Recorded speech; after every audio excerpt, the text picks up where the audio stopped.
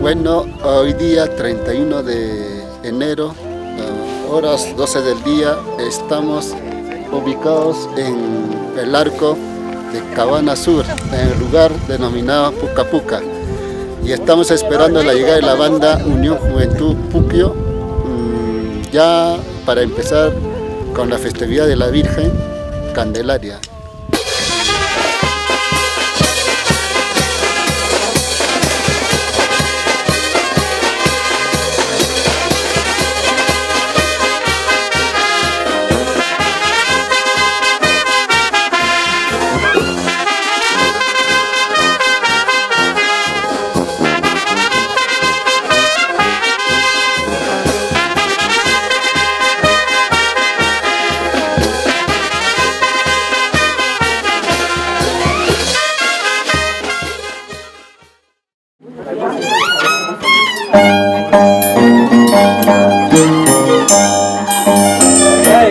Muchas gracias por habernos escogido de este grupo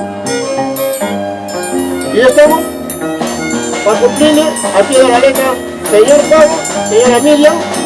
Muchas gracias por su cariño que tienen hacia este grupo, señores. Muchas gracias.